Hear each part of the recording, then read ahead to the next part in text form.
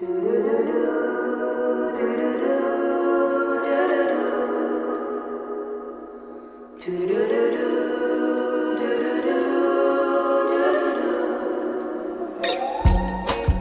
Josette. Hello, Matt. I waited there for you to speak first. I know. I appreciate the little peek over just in case. Yeah, I'm just checking that I'm doing things right, of course. Right. Oh, there's no right. No. This is like Outback Steakhouse. This is no rules, just right. Outback Steakhouse. Hilarious. Yeah. Well, this was a delicious conversation, truly and so really. fun. It's our first creative collaboration, our first sort of couple on the show, which is it was really lovely to get two for the price of one. And not just any two. We got Renée Felice Smith and we got Chris Gabriel. And my gosh, are they just the best. Didn't you love them? They're so great. They're so inspiring. And hearing them talk about not only their collaborations together, but knowing that they came from two sort of different creative paths early on and have found this sort of creative powerhouse duo that they are is incredible. And I mean, there are so many things that happen throughout the conversation that just hit me hard. So I can't wait for people to hear this one. Yeah, I feel like I got a bunch of teachables and I feel like I'm going to just hang on to them for life, to be honest, because they really are just such like trailblazers in my life and such permission granters. So to get their lessons in one beautiful conversation is just so powerful. So yeah, I hope everyone else gets them too.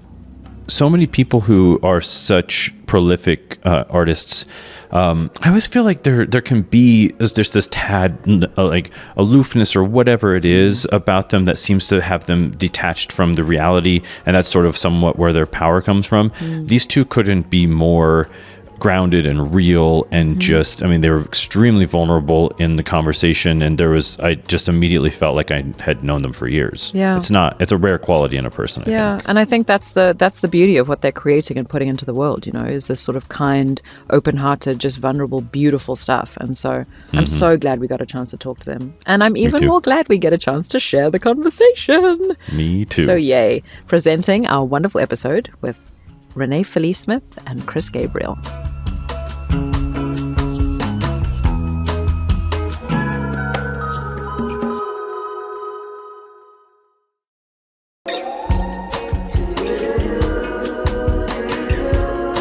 Oh my gosh, hi!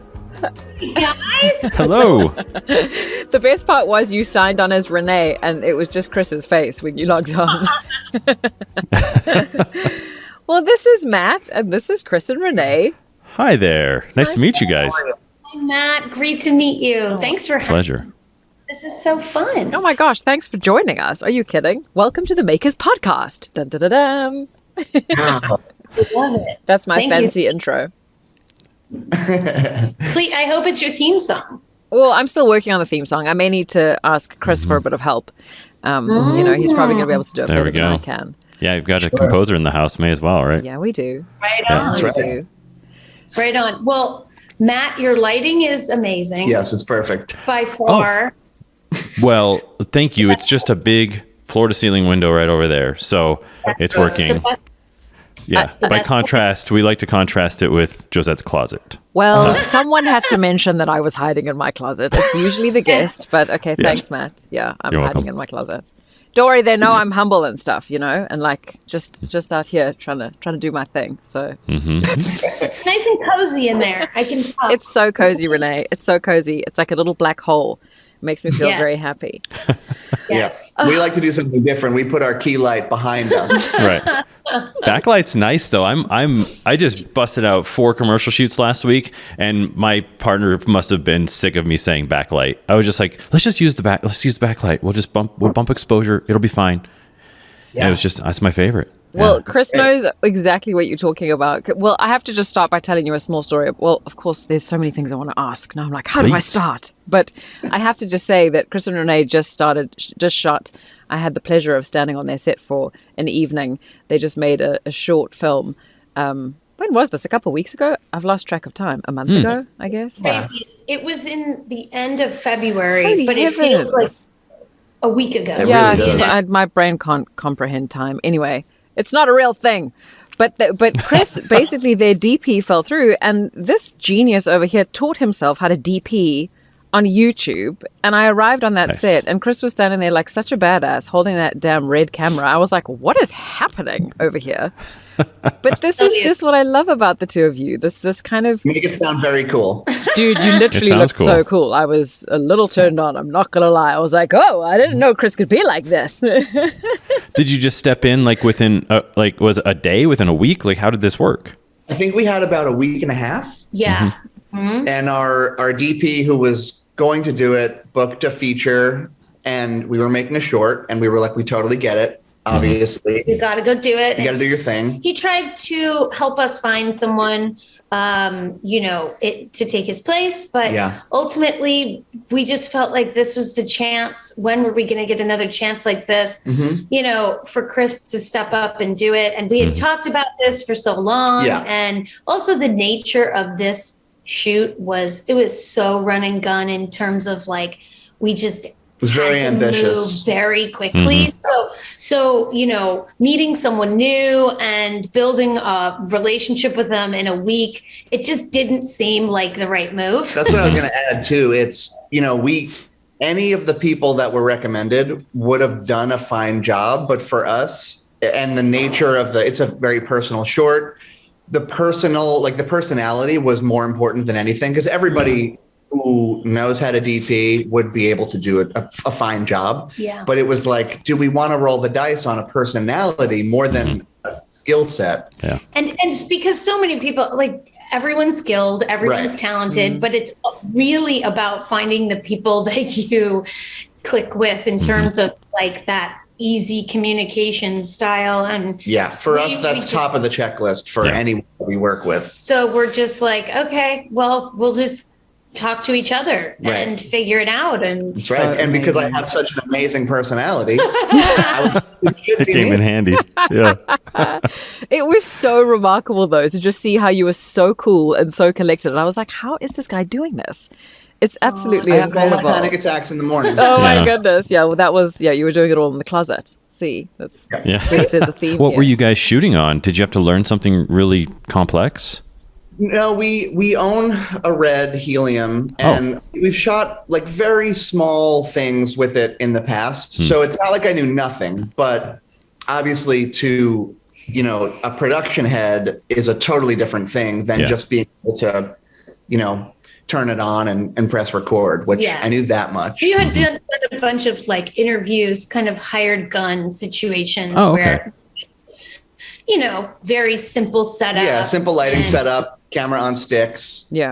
Make sure you don't lose the footage. That was the extent of what I had done, and this was so This was really much more. handheld. Yeah. Yeah. The idea was we wanted it to feel grounded and real. It's a very surreal sort of story about depression, but we wanted, the element of the camera to feel grounding in a way. Yeah. So it felt like so it feels like you're in the room with our character. Yes, and we also had a puppet. So we had, Yeah. so it was moving very fast. 22 pages in 4 days with VFX and a Good puppet. God. So it was a lot, and we had to move very quickly. And Yeah. so I think that I don't know if we would have been able to do it with No. somebody that we were learning, how they work on the Right. fly. Right. Well, and right. also that maybe level of someone who's speed. sort of bent on that sort of level of perfectionism, which I know that a lot of DPs are. And understandably, they want their stuff to look stunning. But I think we're a little more sort of okay to let things slide because story and sound and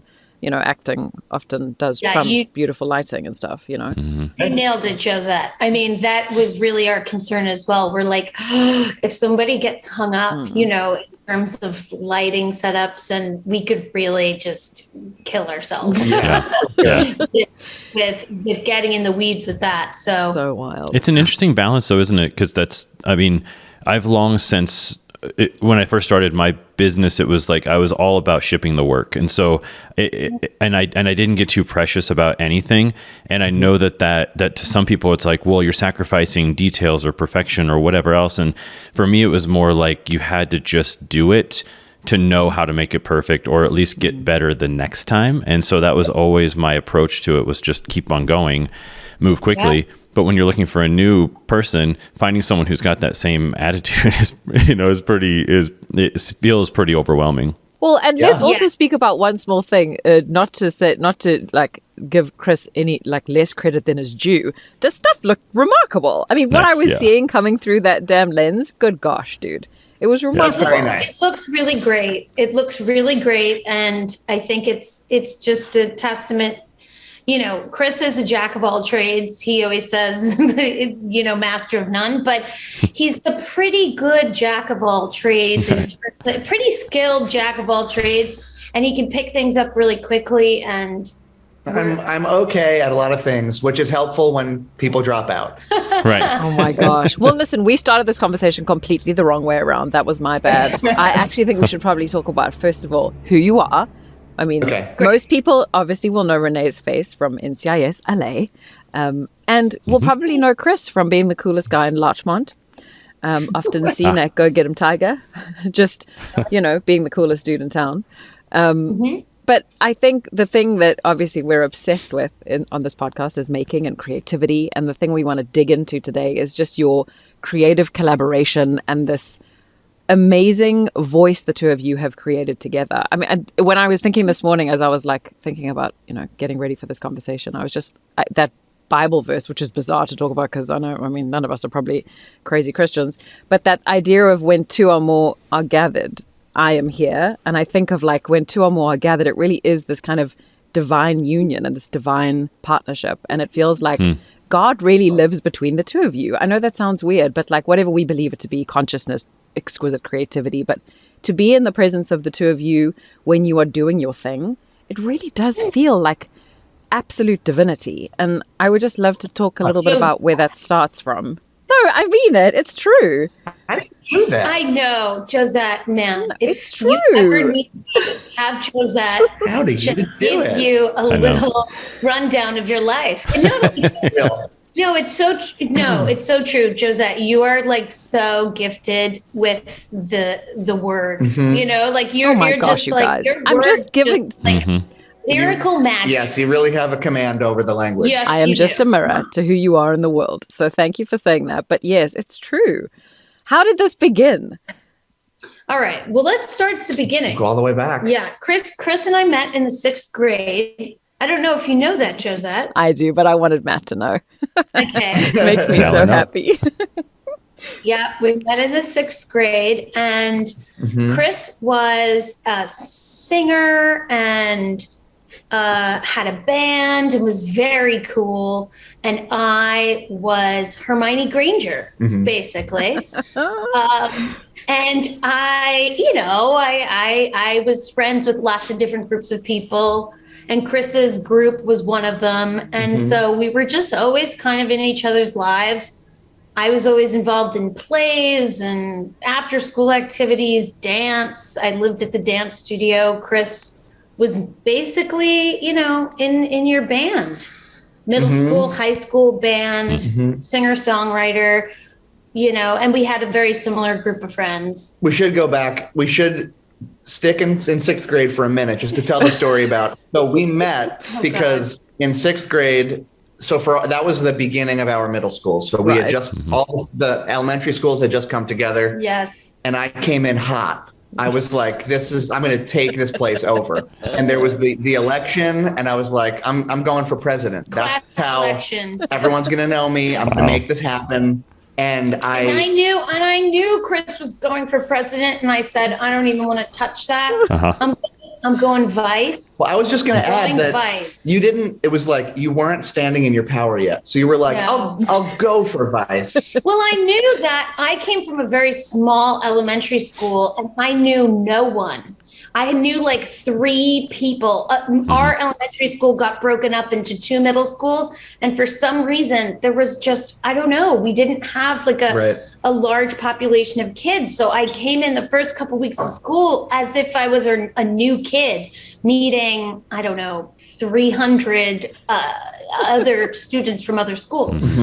So anyway. So I knew I didn't have a chance, but I had a backdoor idea of how I could run things. Very Hermione Granger. Oh my God, it's so Hermione this is Granger. true. And I think this is funny. And I think this speaks to who we are today too, is so I didn't prepare a speech. And then I got up in front of 11. I got up in front of the whole school and I just kind of shot from the hip. I have no idea what I said. Renee had a very well-planned, well-crafted speech. She had, a whole platform that she was running on. And we both won. I won president. She won vice president. And then a couple weeks later, Renee found me in the hallway and she's like, "Where have you been? You've missed the first 2 meetings." And I was like, "There are meetings?" Yeah. I had no. I'm just president, man. I'm rolling around the school. Yeah. So Renee had me impeached. Essentially, I talked to. Oh my God.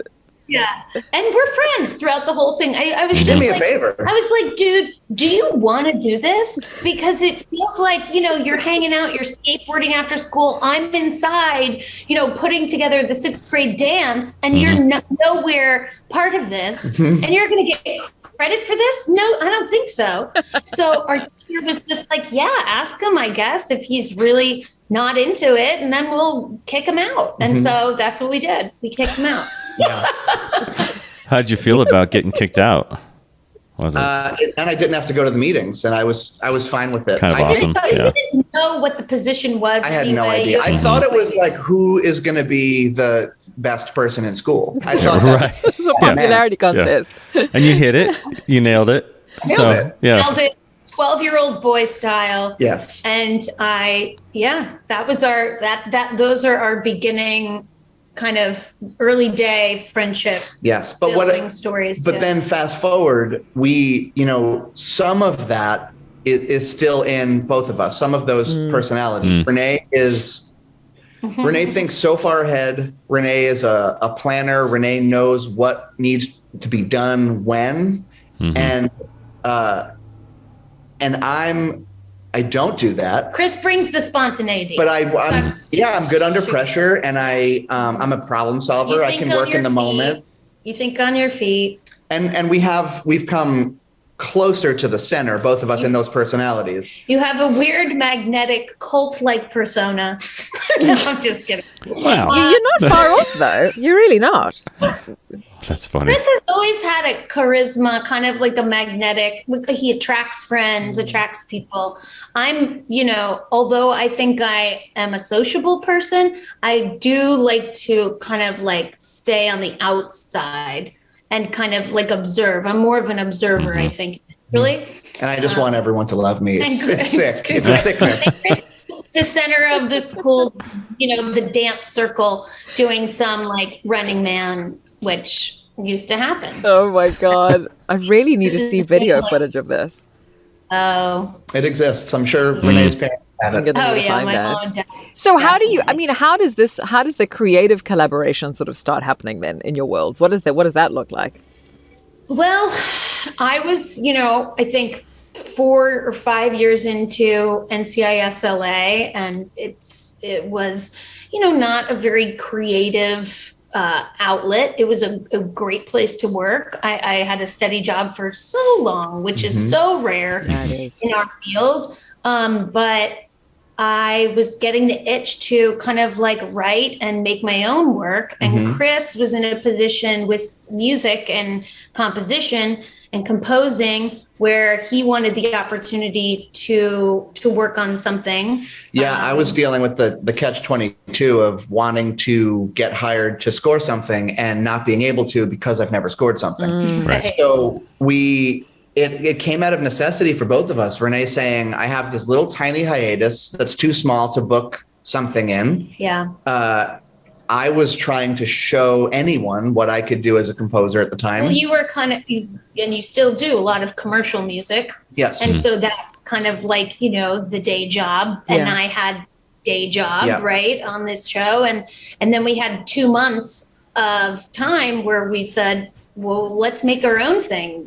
Can we do this? We could try. So yeah, and the writing and directing part of that was so secondary to why we were doing it, because Renee wanted to have a role other than what she was doing every day, and I wanted to just score something. And then we found out that we actually enjoy writing and directing more than our other 2 jobs. Oh my God. So it was just a strange kind of discovery of saying, oh, wow, we can do this. Yeah. This is fun.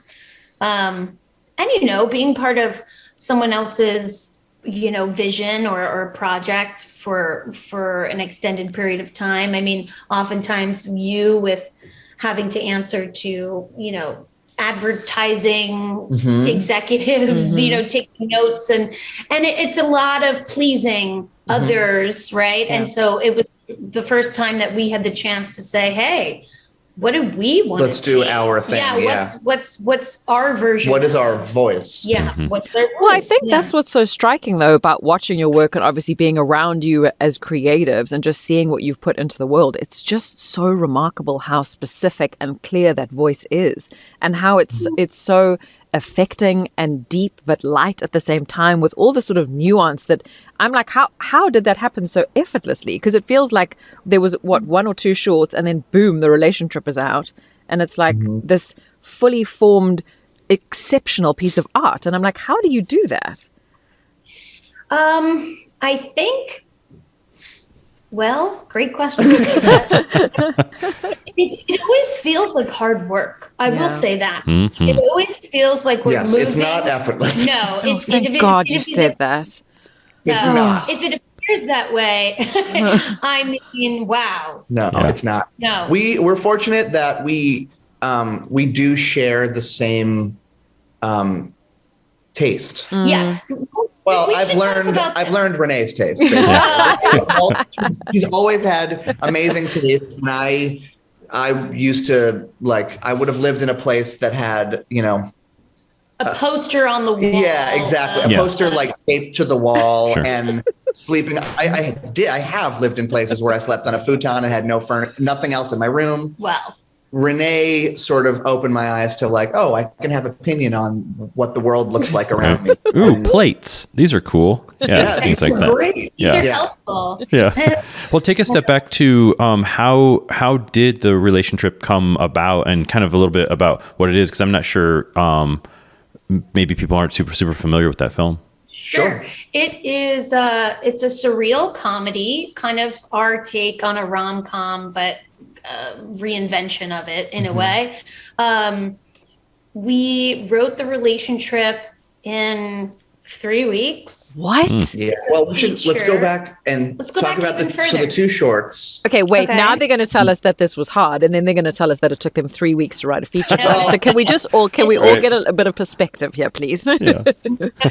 This is all to show how each project is so individual. Right. Mm-hmm. That relationship actually did come together very quickly. Mm-hmm. We have not had another project come together as quickly since. No, it's been a rude awakening since then. What we should say is just the timeline is we made these two shorts and we're feeling like this is really fun. We made a thing and it worked, and Renee was able to act in something. I was able to score something. Let's do it again. Mm-hmm. And then, so one summer we made two shorts, and then the next hiatus. The first short we made, I wrote it myself and directed myself. Yes, that's true. And I realized that I really enjoy having a conversation with someone else. Mm-hmm. While I'm working on the thing.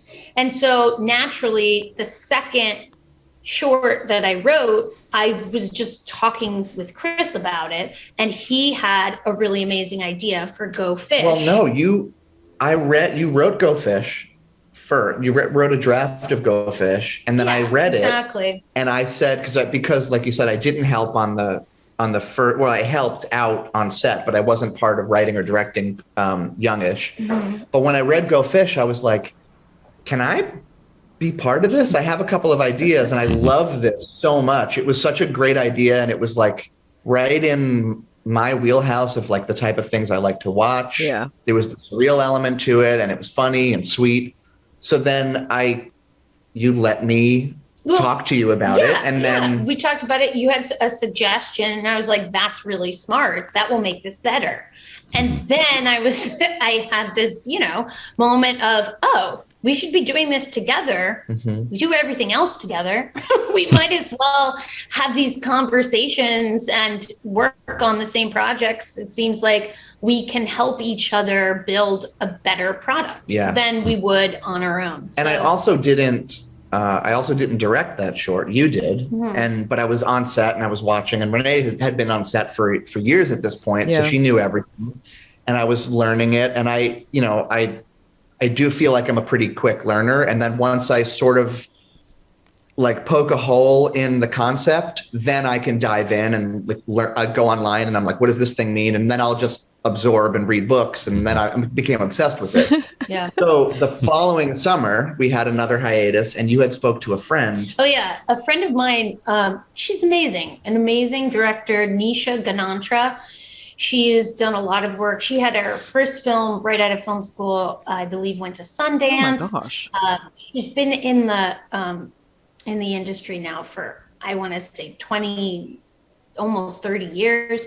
She's great. She worked on the Mindy project. She produces a lot with Mindy Kaling. She's very cool. She's directing like every TV series. Oh yeah, she's all over. Wow. Nisha Ganantra. And I did a short that she was doing for PBS.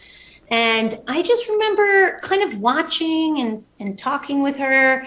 And she said, okay, so you've done the 2 shorts, what's next? And I said, well, I mean, I don't know. I kind of have this feature idea, and Chris and I had started talking about writing it, I think at first as a short, potentially. That's what it was. And she said, don't make another short. She said to me, you need to make a feature. It's time. Just do it. Figure it out. Just do it. And I'm like, oh my God, how am I going to figure it? I don't know. Like, that's a big leap, But she said, think about it. It's probably just a few more days of shooting, So true. And when you think of it like that, it's like, oh my God, so much prep work goes into even this short that we just made. I mean, we probably could have made so much. Well, that's the thing. We made a third of a feature. Yeah. Right. So it really is. And we were that summer, I think she was like, you did 2 shorts last summer. You're basically on your way. You've already done it. Made a feature. Yeah. It's like, you can do this. You shoot it in 14 days. You work with your friends, find people who will, work for, kind of give you their best rate. And, it's a passion project, and she kind of just really simply said, just do it. Just find a way to make it happen. And so then at that point, sort of unlocked something in my brain. I was like, oh, it kind of gave me permission to do it in a weird way. Just someone else also being a woman in the industry. I don't know, just hearing someone say, you can do this. You've done it twice already. It's the same thing. Go and do it again. It was just that nudge that I really needed to hear from someone else. It's so beautiful to hear that you got that permission slip sort of written for you, because I feel like you've written permission slips for me, not verbally, but just watching what you've done has given me permission to sort of, break out of my limited perspective of myself and sort of start doing what I've been doing. And it's so beautiful to me that it has this ripple effect that you don't even realize that you got that. And now it keeps going further and further, Yes. No, you're so cool. Absolutely right. And by working with her on this short for PBS, at the time, we had not had many female directors at NCISLA. And so I didn't have an example of a woman at the helm. Yeah. We would have one director a year, because I think that's what was, kind of the requirement or something like that. Out of 22, 24 episodes, we'd have 1 or 2 female directors. Is wild. And it is, Anyway, it affected me being part of this short film directed by a woman. And DP was a woman. And it just rearranged my brain, Anyway. God, that's amazing. And then what happened? So then you write it in 3 weeks. Well, so then from there, before we I can't wrote let it, this go, clearly. we started doing a lot of research on how to make a producible feature. Right. So we were watching a lot of Duplass Brothers films, Yes. one location. Contained Yeah. features, 2 people, 1 location. We watched The One I Love. That movie's so brilliant, and it just is, really entertaining all the way through. How do we keep it entertaining? Yes. And what's our version of that? So now knowing that's our parameter, what story do we put inside that house? Right. And we had been talking with friends who were going through this point in time in their lives. We were, in our late 20s, and our friends were trying to find their partner, trying to settle down with someone. Yeah. Other friends are now like getting married, like very few of them are planning families. So then there's the population of single people at that age group are like, I'm way behind. I need to find the person I'm going to marry immediately. Right. And that was the idea and that can be problematic. Hugely. Hugely. It's like, are you the person? Be the person. Yeah. And it's like, oh gosh, it just can't work like that. But anyway. Yeah. So that felt like it's fun to write a rom-com about it. And that felt like we then had our way in. Yes, our subject to throw into this single location, and our 2, characters with all of their various, baggage and idiosyncrasies that would unfold over the course of, an hour and a half. Right. And so we outlined and just came up with ideas. And we actually wrote, this is a huge part of why we were able to write it in 3 weeks. We wrote the RELATIONTRIP with a friend of ours, Dana Scanlon, who is extremely skilled at structure. Oh, wow. And we learned and a very prolific writer from him. Yeah. He's written so many features. He's done rewrites on big features. He's very skilled, and we really enjoyed working with him. It was kind of like we had this little film school going, That's amazing. So we met with him probably every day for 2 weeks. Yeah. I think 5 days a week to outline for 2 weeks. Nice.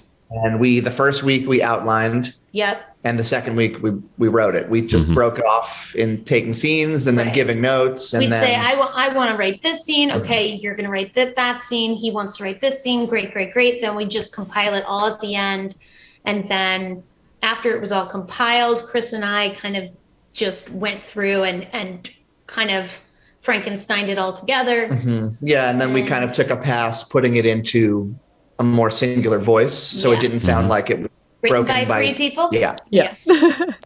Then when we had it, we were like, oh shit, now we have to make it. We can make now we have to make it. Yeah, oh my goodness. I kept looking for ways to get out of it. Right. Oh, I'm sure. Yes, that's true. I was every trick in the book I was pulling. Oh, we just don't have the time. Oh, we'll do it next year.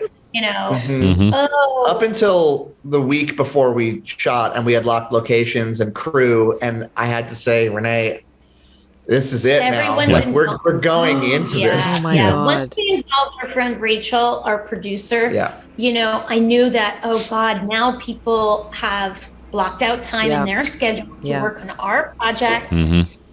We're responsible for them. We're providing work to our friends, and now we have to hold up our end of the deal. Our friends and total strangers. My God. I think that's what's so great about it, though, because when you book that, when you do make that booking, it's like, I've reserved your calendar. Well, now I'm committed. Yeah. Oh my God, that's terrifying. It was you have to trick yourself into it, really. And it is about getting other people involved to kind of say, okay, well, there's no turning back now. Yeah. And the first, it's funny, the first day right before it was very much like, what did we do?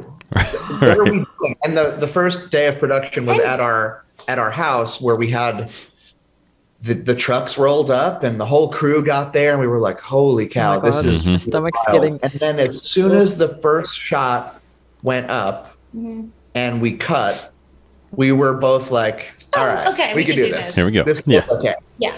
The That muscle is memory takes amazing. over at that point. Yeah. The terror barrier is gone. You've broken through. You're on Yes. your way. Yeah. Yeah. Exactly. So Exactly. you started doing this, together, and you were shooting the entire time together. How do you manage that, your relationship, and your creative relationship all through that? Because I assume that there's ups and downs, and we all have different ways that we deal with it with our partners and with, our creative partners and that kind of thing. How did you guys manage that the whole way through? I think it's tough. I think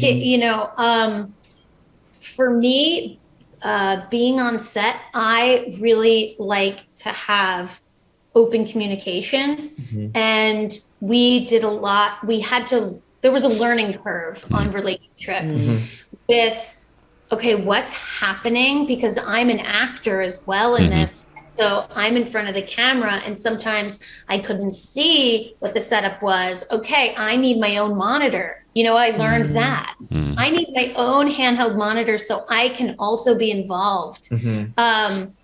Because we essentially directed the film before we shot it, because we, storyboarded the entire film, and we ourselves sketched on, little index cards, and we made like a binder of the entire film. So we actually have it, and it's like a comic book of the film. It's really interesting. That is amazing. And when you look back at the film versus those cards, it's like that we made exactly what we set out to do. we set out to make. Good God. But we had a roadmap, and for me, again, the Hermione Granger of it all, the planning, I knew, because I had been an actor for 5 years on a network television show, how important the planning of it all is.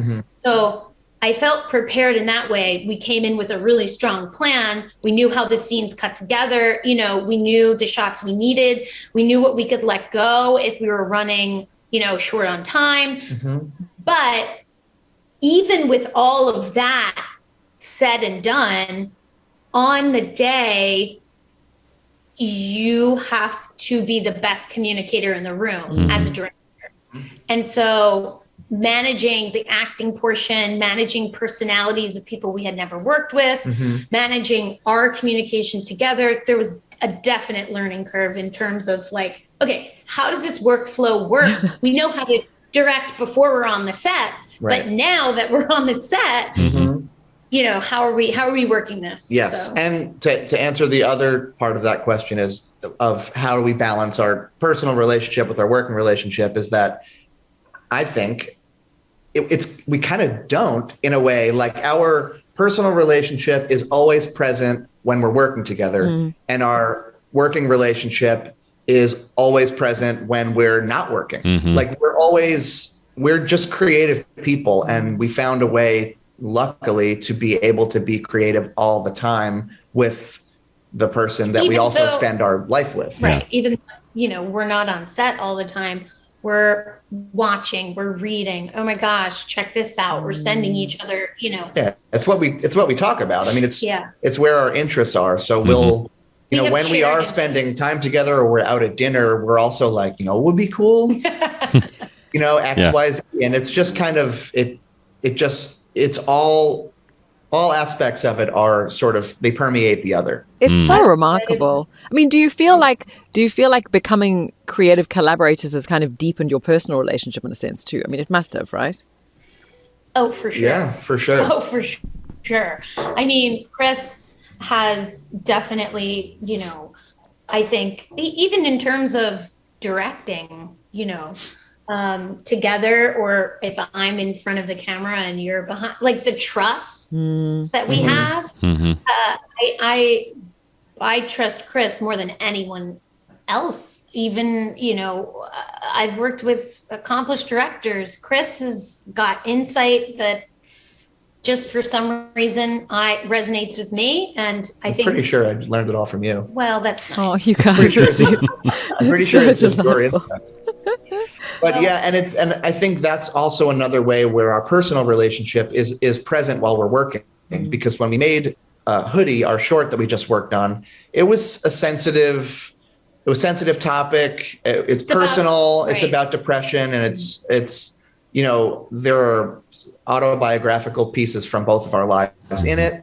And I think that was one of the main reasons why we both thought I should shoot it, because I care about Renee more than a stranger will. And and that, working and filming up close in a small house on a wide lens with the camera right in front of Renee's face, I think that because of our personal relationship, that was more possible, for Renee to let her walls down rather than, especially in the week that we had to find a new DP. Rather than an absolute stranger. Yeah. Well, I think that's what's so remarkable, though, just having the blessing of being able to step onto that set. I will tell you a small little takeaway was when I drove away from that set, and they live in Larchmont, I'm in Silver Lake, so I did this little trip around the Silver Lake Reservoir at night with the beautiful lights reflecting on the water, and I was just thinking about that experience.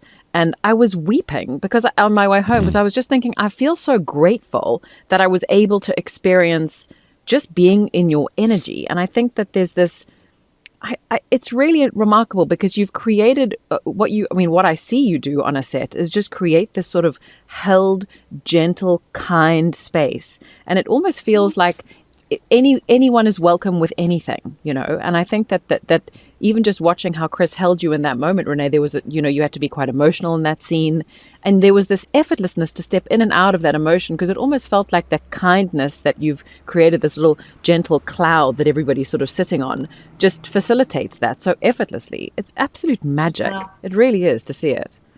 That's so nice. I love hearing that. That's very nice. Oh my goodness. Wow.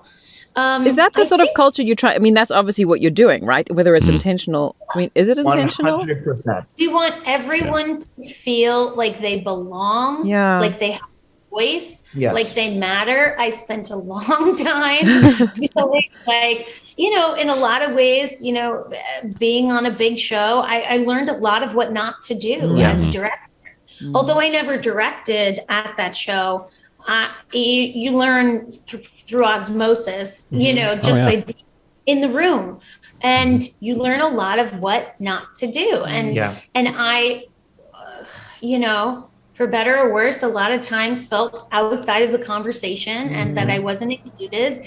And I never want anybody to feel like that ever again. And also, with high stress situations like a TV show like Renee was on for so long that has ambitious schedules, or like commercial music with really rapid turnarounds. The first thing that goes out the window is kindness. It's so true.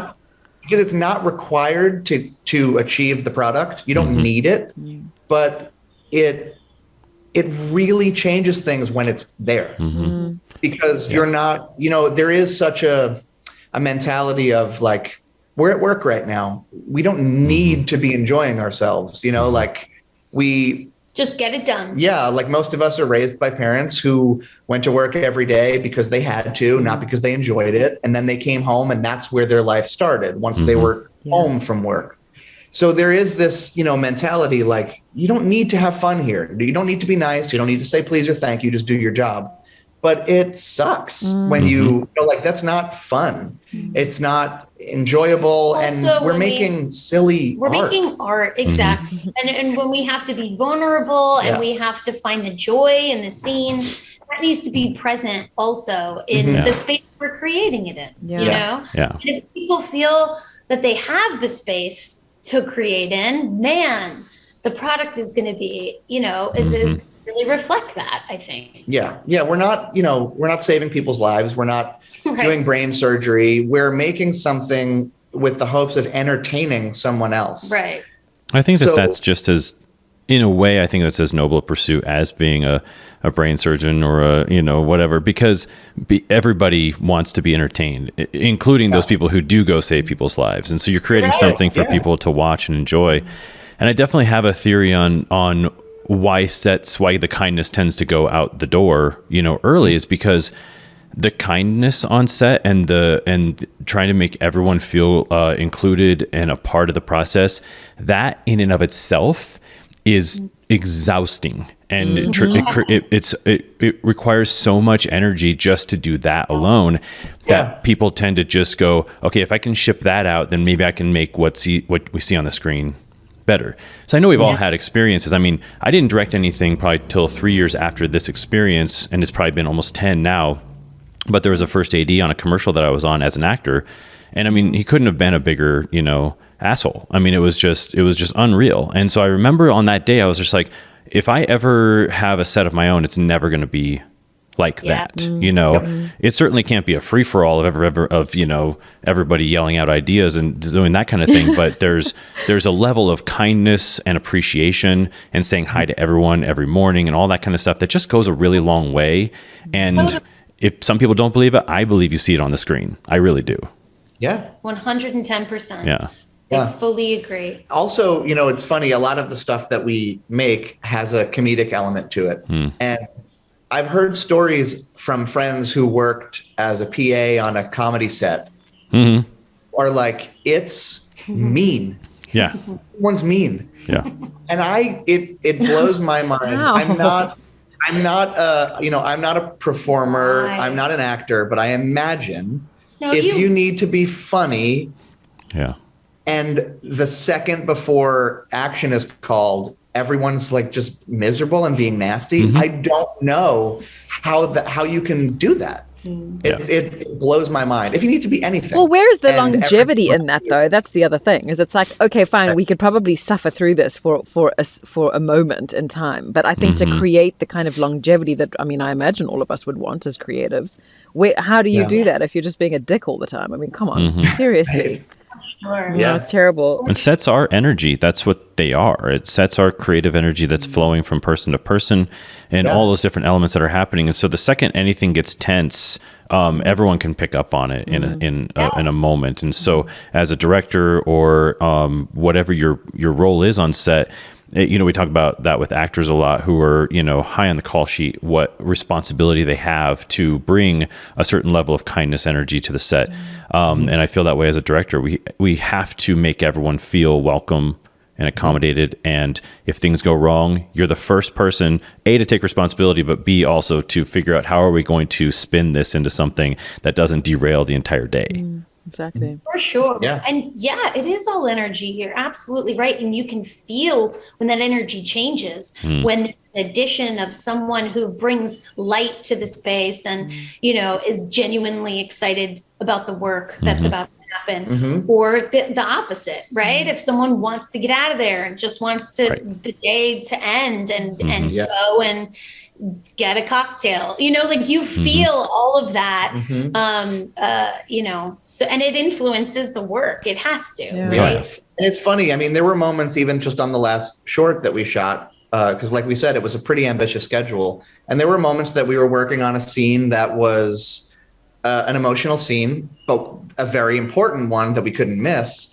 And it was taking longer than we thought. And, there's that feeling where, okay, we're now walking, we're on the tightrope of falling behind. We could very easily fall behind right now. There's so much pressure there already that I think in that moment is where people start to get short with each other or rush each other. Snappy. Yeah. But that, I think, is counterproductive. And that's where you really fall behind. And so we had to create an energy that was, look, we're going to figure out how to make up for this, but we're going to get through this scene right now. Don't worry about how far behind we are. Like, we're going to figure it out, but let's be supportive and let's get through the scene. And then 2 takes later, we're out of the scene and we figure out how to make up for what we just were. And and those are the little moments where you realize where people go wrong so often. What are you doing inside yourself, though? Because that sounds like a very noble thing that you're describing. But how are you actually doing that? How are you keeping yourself in that place where you're able to stay calm and carry everybody over?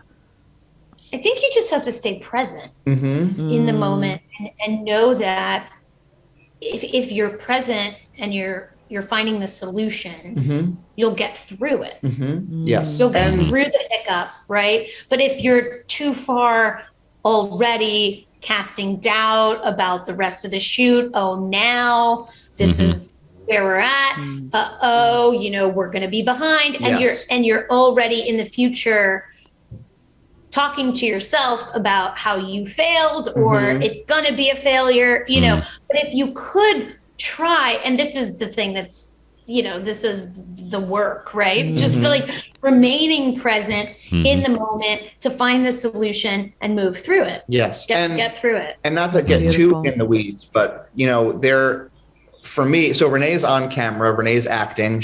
Her head is in a totally different place than mine is in the moment. I have the camera on my shoulder.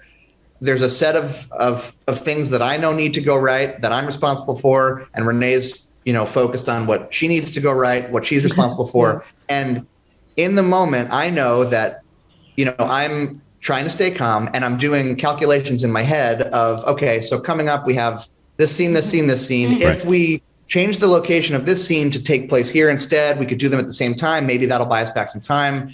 And I know in 5 minutes, I'll talk to Renee about all of these thoughts I'm having because we're directing together, but not now because Renee she's got to focus on this now. I got to stay in my lane for right now. Yes. Right. So, it's not like it's, we'll figure it out later. There are calculations that are happening in those moments, but it is very much just trusting each other and staying present and staying calm. And then, you'll get a minute, after 2 more takes to reset where we can put our heads back together, get a game plan and move forward. And that was, every 4 shots in that short, that was happening. It sounds it's like spiritual boot camp, what you're describing, actually. I don't know that people knew that directing was a path to spirituality or like awakening yourself, but clearly it is because, my gosh, guys, that's my goodness, wild. Because what you're describing is a method for life, right? Stay present. Don't stress about what's coming next. You've got it. Trust yourself. Trust your collaborators. Communicate. This is all just how to be a human and not panic. It's true. Oh my goodness. And it's I'm just thinking back to before we directed together or I directed anything on my own, and it feels so overwhelming, right? Because I think a lot of people who are just deciding to direct their own piece or just starting to step out as a a maker in that way, I think there is this sort of the role of the director is shrouded in a lot of mystery. It really is. It's what do they really do? Oh, I won't know how to do it. I won't know what I need to look out for. And, and I think I really enjoy people who demystify the role of the director, who are practical about it, who understand that it's really managing other people, right? Finding super skilled professionals in their field and managing the look of the film, the tone of the film. It's being a manager, right? Yeah, it's being a team leader. It's being a leader. Yeah. And it's being the best communicator. Hopefully that's what it is. Yes. It's so perfect that your relationship starts like with the two of you being class president and vice president. And now this is what you're describing is just being a leader. I'm like, yeah, you've been doing it all along. I think Chris just started showing up to the meetings. I was back then. It sounds like you're attending meetings. So that's really great, Chris. Right. You guys were behind on that day because you were skateboarding and everyone was looking for you. We get it. We understand. Yeah. Oh my goodness. I'd love to talk a little bit about, because obviously, this delicious creative life that you're living and this beautiful pursuit of all things art and wonderful is not without its struggles. And I just weirdly had a week last week where I was like, what is the point of all of this? And I was just like, oh my God, why am I doing this? I'd love to know how you guys deal with those weeks or those days or those hours. Do you have any advice? It happens a lot. It happens at least once a day. Oh, good. I'm doing okay then. Thank goodness. Yeah. I think that, it is a roller coaster. It's not a guarantee, right? That we're not entering into a career as an accountant and someday we're gonna, graduate to senior level accountant and then we're gonna right. There's no track. There's no path. Yeah, exactly. I was just speaking with a friend today, actually, who's a musician, and I grew up as a musician as well.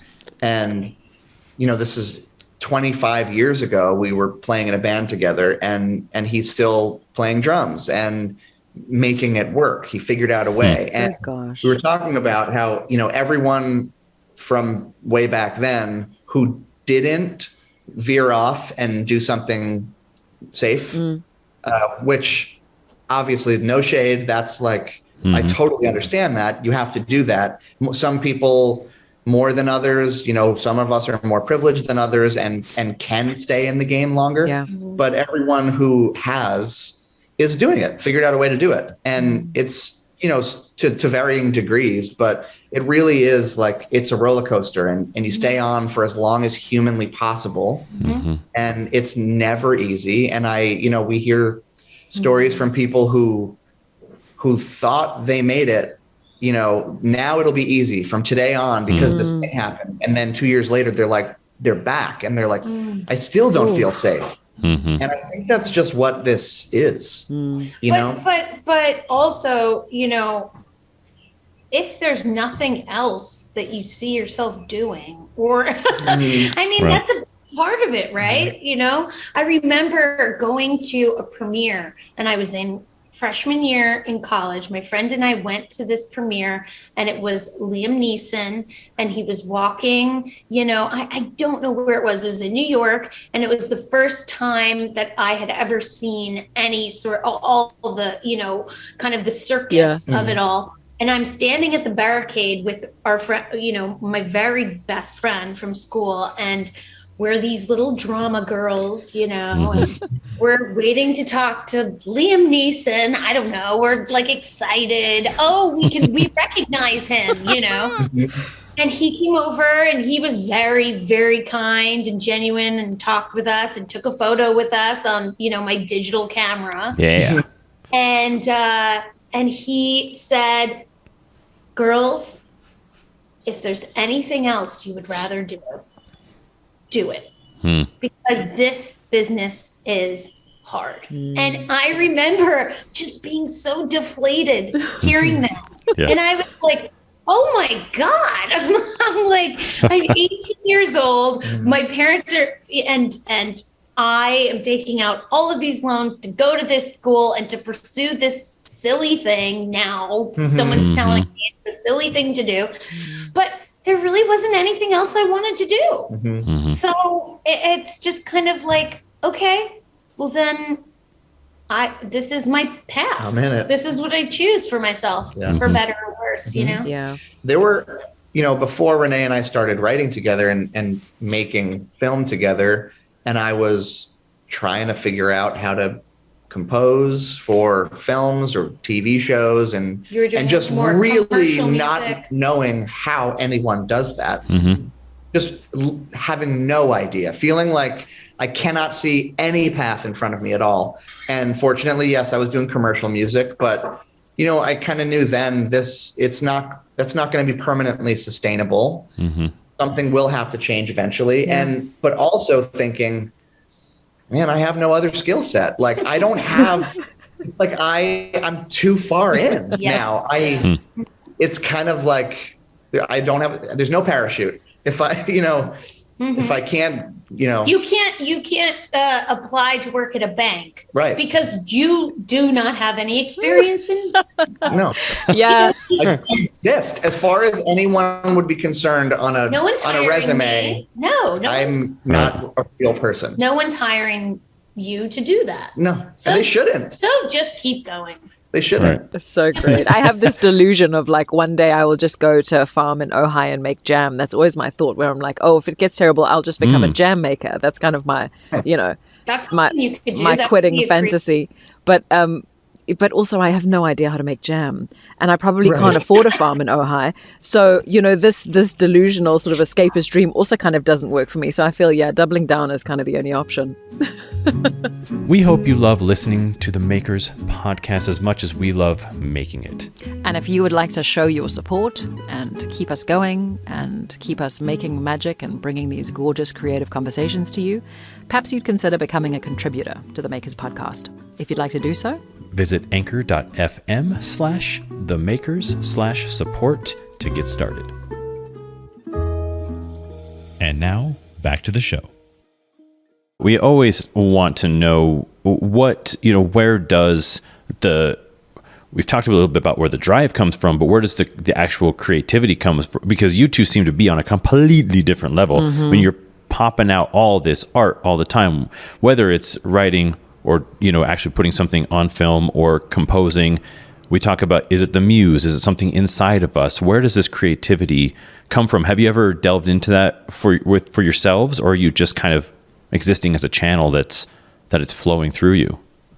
It's interesting. I don't know that I've thought really constructively about that. Yeah. I think, It's a It's good one. interesting. Well, yeah. I think we take in a lot of art ourselves. We watch, Yes. we try to see everything. We watch a lot of TV. We read a lot. And I think we're both, because we are in this mode of being creators, we're taking in everything. Inspired by other people's creations. Yes, and everything that we see or read, there is a part of our brain that's open to new ideas and is generating ideas out of a kernel from here or there or there. So I think we're just so open to creating that, or just going for a walk with the dogs and seeing something. And it makes us think of, oh, remember that idea we had? Or a brand new idea. Right. And then because we never shut off, I think it's interacting with the world. Yeah. I think that's what you're saying. Yeah. And I think that's what does it for me. Even as a kid, I was a dancer, and I did this dance program in New York at Broadway Dance Center. And I remember during lunch, I would go to the deli next door, and I would sit and I would get a sandwich or whatever, and I would just listen to people's conversations. Just people watch and eavesdrop. Not even, you're sitting there. The conversations are happening around you. And I remember I would write them down, in a way, or be inspired by one of the conversations, and then write a little play, like a I don't even know what I was doing. I was like 17. I don't really know what I was doing, but I knew that it was inspiring me, to make something out of it. The experience was feeding me in a way that clicked something else in my brain that said, oh, wouldn't it be funny if these two characters were here or whatever? So I think I'm really inspired by, others and friends who are making their own work, and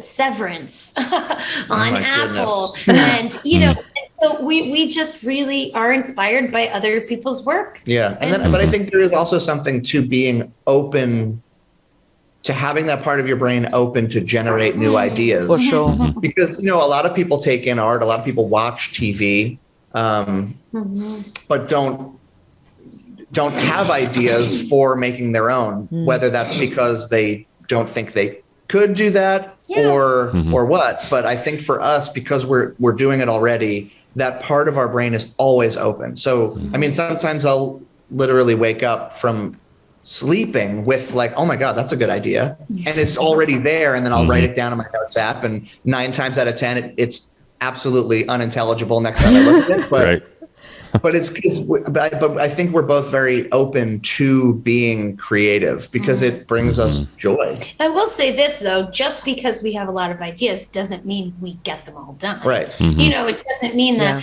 And I think that Chris and I, for better or worse, do have a lot of ideas. And sometimes that's problematic because we don't know what to focus on. At any point in time. Sometimes we're feeling pulled. I think I probably feel more pulled than you do in terms of trying to find like getting stuck on to one? Focus on. I think that's tough for me personally. The discipline aspect of it is that's always a challenge is, being just loosely creative is one thing. That's how the ideas start. That's how the seeds get there. But then, sitting down and saying, okay, we have all these ideas. We want to shoot this thing, but we also want to make a pitch for this thing. We need to actually sit down and do it. One of those. Yeah. That we got to pick one of them Yeah. and say to ourselves, okay, this is where we're going to put our time for the next 2 weeks, 4 Yes. weeks, 6 weeks, whatever it takes. And it doesn't always work. I mean, the short that we just made, the idea came to Renee while we were 30 pages into a feature script my that we gosh. swore we were going to finish. And then Renee was like, no, I can't do anything until this idea gets done because Right. now it has to happen. So we kind of stopped, wrote the short, put the wheels into motion for production. And now Oh, wow. we're hopefully wrapping that up soon and going back to that feature script. Right. Awesome. Hopefully you still like What- it. Yes. Yeah. Yeah. My Yes. I God. think we might like it more, actually. We've been talking about it a lot recently. Yeah. Mm-hmm. That's so think, fascinating. yeah. It almost sounds what you're describing about your ideas about creativity. It almost sounds like you guys are translators of existence in a weird way. It's almost like things come through you, but then you heighten it for us so we can take it in on a deeper level. Because I see what you're creating as a lot of like, you know, it's not slice of lifey, but these are things that we can all sort of connect to as human beings. Like I'm going through this experience. Oh, and then they're making something about it. But the way you kind of translate it through yourselves, it almost elevates the whole thing so we can take it in a more meaningful way. It's so cool. And I didn't, it's strange because I Cool never way of thought of it. And that's how you're doing it all the time is you're just constantly sort of taking it in, and then putting it out. It's so magical, actually. It's such a wonderful process because, yeah, Matt and I have different thoughts about where our creativity comes from. So in some ways, it's less stressful the way you're doing it because it sort of just feels like this is just who you are and what you do, and everything's just an extension of your creativity, which is so cool. No Wow. wonder I just want to be you. Can I move to Larchmont, please, already, and just live your lives? It'll be so much easier. Go. Translator of existence. My goodness. Yeah. My goodness, you make it sound very cool. Yes, you do. Well, it's what you are. That is It's how cool. I see you. Really make it sound cool. I'm like, Yes. man, that is cool. Wow. You're just trying to help us all understand what the hell we're doing here. So I appreciate it. I think that's what it is. For me, I know a lot of what we put out there is to, make people feel less alone Yeah. in whatever they're dealing with, and also to bring, kind of a lighter, a light-heartedness to it, so that we're not just all falling in a puddle and crying over our lives, because we could all do that, Yeah. right? I mean, everyone has challenges, but if we can find a way to laugh at the thing, then it's not so scary, and it's yeah. Yeah, it's true. That is something that is, if there's a through line between, through what we do, it is Types that. of stories we want to tell. Yeah, we want to tell human stories that are hard to talk about. But, no one, I would assume, no one who's suffering depression would want to watch a realistic portrayal of someone suffering depression. Nope. From I depression. mean, that's too much. It's too much depression. Yeah. Yeah. So we kind of, there's a filter that things go through. We say, okay, here's an idea that we want to talk about. Let's put it through this surreal filter that we tend to put things through, and say, how do we tell this story and humanize it and make it, watchable to someone who can see it through a different perspective and maybe laugh at it or feel for it. And that's what we're doing with our, we should say the short is really a proof of concept. Oh, for yes. Please tell larger them. Yeah.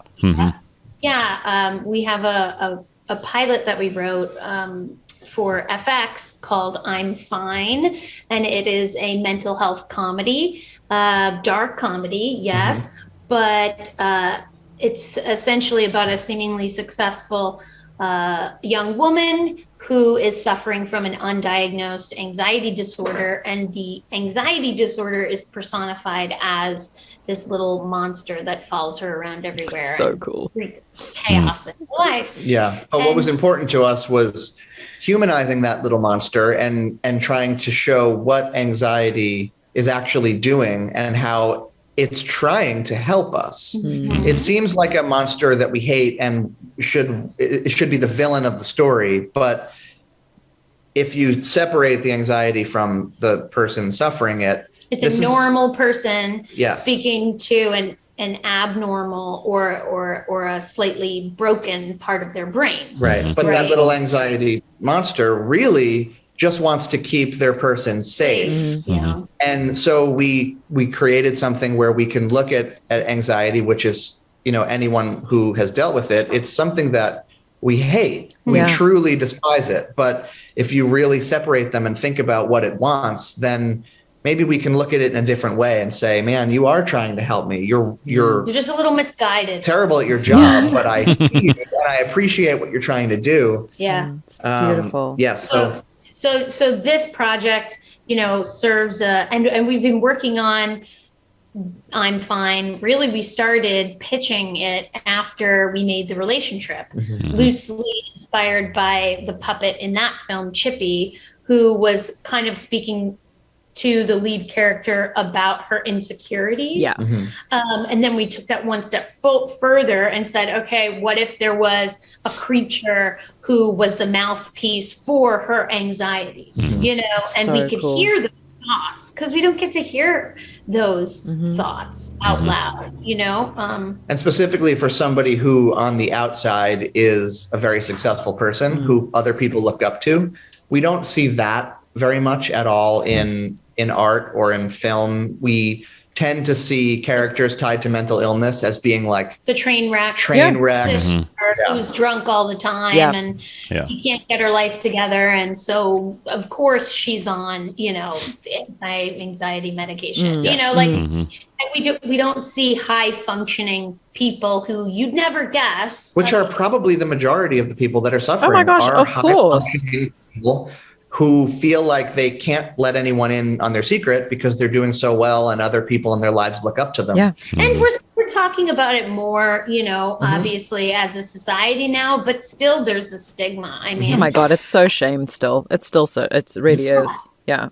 Yeah, it's strange. sure. I mean, I feel that I'm like one of those people in my circle. So anytime, not that I have an anxiety disorder, but anytime I sort of feel overwhelmed or anxious, I never feel like I can tell people about it, because it always does feel like, oh, well, people would literally be freaked out if I came to them with that, So it's interesting. I always have to tell myself, it's okay. You can tell your friends about this stuff. They're not going to turn away from you, because it's weird. If you establish yourself as that person in a group, gosh, you got to play the role, So this is such important work that you're putting out there. It really is. It's so important. Oh, wow. So what is the plan with this now? Obviously you're going to use the short to go and pitch it further. Yeah, exactly. So FX returned the pilot back to us, and now we can take it out again. Wonderful. So we said, how do we strengthen this, this idea? How do we strengthen the presentation, I guess? Can we have a visual element to it so that people can get an idea of the tone? Because the tone is hard, specific, and they can read the pilot, but can they feel it? If we make something physical, they feel it. So that's the idea. Oh my gosh, I can't wait to see it. I'm so excited. Sounds so amazing. Wonderful. Thank you. We've obviously sucked up a lot of your delicious time and energy, so we don't want to keep you much longer. But I would love to know if there's any advice you have or tips to people listening who want to live a more creative existence or who are interested in expanding their creative capacity. If you have any sort of last minute ideas before we sign off. I have a couple. Okay, go. I think we touched on this before, but the idea of demystifying creativity and artists in general. Yeah. No one's a genius. I had a professor in college who said that he doesn't believe in genius at all. And he thinks that he believes in hard work, and he thinks that people get struck by something and something lands at the right time and it's very successful, and they, but genius it's a deterrent for other people. Yeah. Especially when, you read a book, a novel, and you think, man, I can't believe one person wrote all these pages and it's so good. I could never do that. But a writer that I like named Simon Rich writes, he has a few short story collections that I love. And at the end, there's a thank you. And he says, lists a whole bunch of people, 20, 30 people. And he says, thank you to all of these people who read these stories when they weren't any good. Oh, I love that. And that is so important for people to hear, that they don't come out perfect. And a director isn't the sole person responsible for the brilliance of a film. It's so many people. And when we give awards to directors for films and a single person gives a speech, it's really problematic. It's a so deterrent. problematic. It's so problematic. It really is a deterrent. And, the same with composers. When a composer accepts an award, they didn't write every note that we heard. They probably didn't even orchestrate it. There was someone else who put a melody on an entire symphony and conducted it. And that's what got recorded. And there's so much of that I think is a real deterrent for people. And it's just make stuff, and it might not be great at first, and show people and continue to work on it and rewrite things 100 times. It gets better. Looking at, I was fortunate enough to go to the Van Gogh Museum a few years back in Amsterdam. And that was the first time that exact principle clicked, was because there's a whole wall of one of his paintings, and it has every iteration of that painting before he got to the one that's, one of the most famous paintings in the world. And you would think that Van Gogh would just paint it because he's a master, he's a genius, and he just paints it. Like, no. He went and sat at that place for years before that last one was the one. So that was very encouraging along my own creative journey to realize that was the case. So thank you for saying that. That's amazing. Yes, no, I absolutely love the visual of that. Thinking about kind of the proof of the work, right, that went into it. Because a lot of times we arrive at the theater, we see the final product, we don't see the rehearsals that went into, we don't feel the initial rough edit, right? Yeah. We're seeing a polished version, and then it feels unattainable to us. And why should we even bother? Why should we start? But yeah, you have to start somewhere. And I guess, in terms of, I think I learned this early on as an actor. I think, just something I learned actually from a professor in college who actually wasn't giving a note to me, was giving a note to a classmate. And that's always where I kind of sucked it up, in a more meaningful way. He said to someone who had just done their monologue or a scene, I don't really remember what it was, but he said, leave yourself alone. Just leave yourself alone. Think about that, can you do that? Can you leave yourself alone? And it was really powerful to me as an actor. And now as a writer, if I find myself comparing my work to another writer or another, I didn't go to Harvard. I don't have the vocabulary that so-and-so has. Okay, well, what do I do that's unique to me, right? Let me leave myself alone. Let me not try to put myself in someone else's box, right? Let me stay in my own sandbox and use what I have to create, and I think that as an artist, that is the work, right? That's the hardest part about being an artist: trusting yourself, leaving yourself alone, not trying to box yourself in or compare yourself to other people who might do it differently, or That's beautiful. That's beautiful. But I'm going to throw one more in just because I know about your life, Renee. And she posted on Instagram yesterday the most gorgeous cheese board and said art class. And I thought, my God, this woman. By the way, Renee, come on. That's the thing. I think your whole life is just one giant expression of creativity. So I think for folks out there who are interested in expanding their creativity, first of all, follow both of their Instagram accounts and learn how to make a beautiful cheese board, because even that's a great start.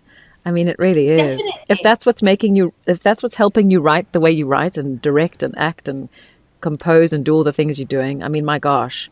Yeah, let's just start with the cheese. You know what? It all I can add to that inspires. too, that something else that we talk about a lot, and it directly relates to the cheese board, is we tend to have really long-term projects that are going to take years to come to any kind of Yeah. fruition. Yeah. And that's very hard to feel like maintain. you've got a win. Mm. You need to have a win sometimes. Yeah. And making something like a cheese board Yes. that takes 40 minutes, but it's done and you can see it and you can get that win and a sense of achievement. And then you get to post something on Instagram and say, like, I did this and I finished it. You have to find ways of finding that, I think. Oh my God, that's so important. I'm what going you to just start. said. So we should start. I need to post my cheese boards of the last few Yeah, weeks in it's a that thing. case. It's a thing. Because I love that. It's so, and that's like, it's art for sure. It's art that you get to eat. What's better than that? You get to enjoy a glass of wine or whatever while you do it. It's a beautiful thing.